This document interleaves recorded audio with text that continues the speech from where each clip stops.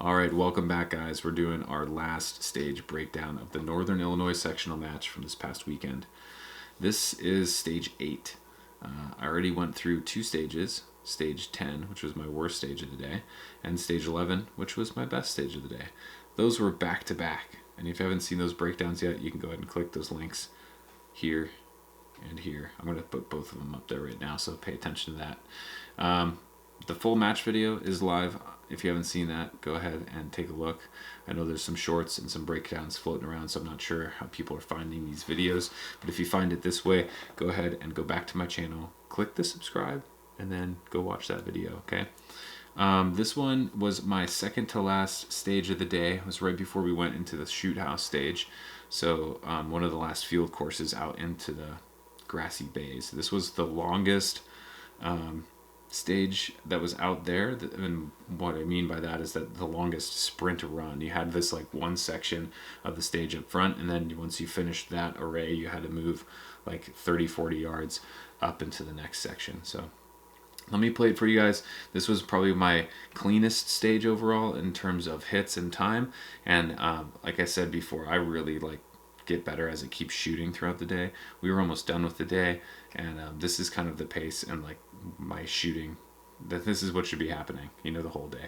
This was placed 26th out of 135, and I just shot 2 stages before this where I placed 36. So it was just like kind of consistent, kind of even pace between the previous 2 stages, and then this one kind of bumped up a little bit, which is great. I don't know why, something just worked. But anyway, let me play it for you. Stand by.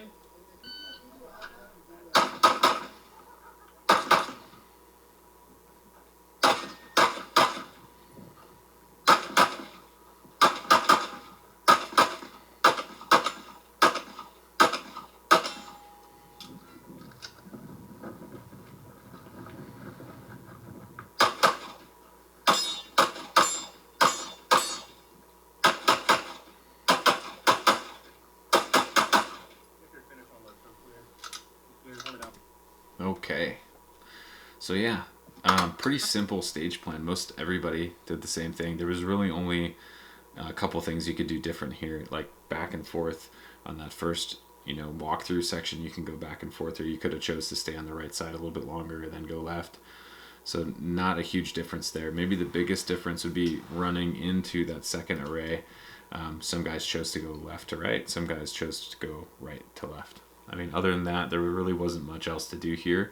So just kind of, point and shoot them. The first thing was a tux here off to the side, and I've personally been throwing mics on those. I knew I threw mics on them earlier that day, and most of the guys here were putting 3 shots into it just to kind of make sure you got it as you retreated back to that back left corner.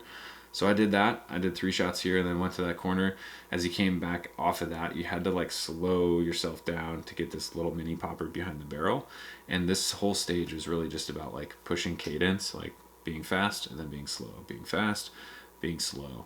And I personally like those stages that make you think in those kind of little sections, those little frameworks, because each little thing makes a difference. Like as you work from this position to the next, if you don't get your footwork right, or you don't get your gun up good, clean as you enter that position, it could really cost you a lot of time.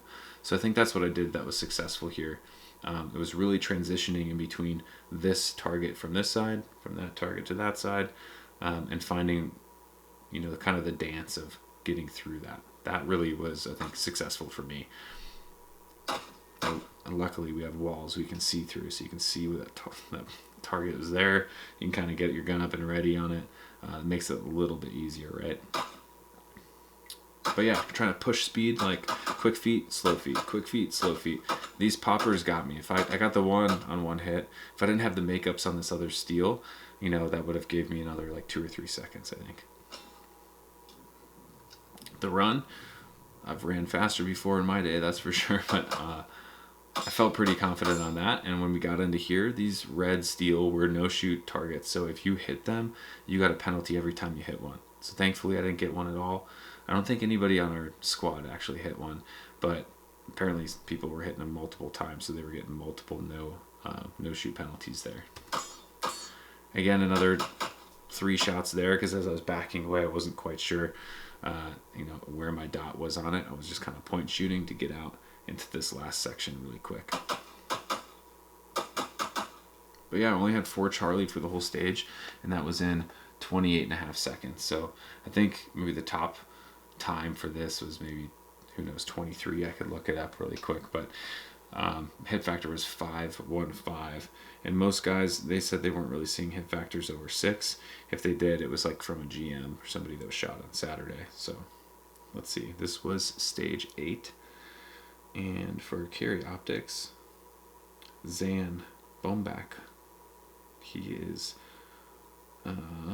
all alpha at 24 seconds. So he had about 4 seconds on me. Anybody else go faster? Justin Anderson, yeah, 23.82. He had 1 procedural. Oh, his foot came out the front on that back left target. I saw his video too. You guys go check his page, Justin Anderson at Atrium Performance. He was the winner for Carry Optics.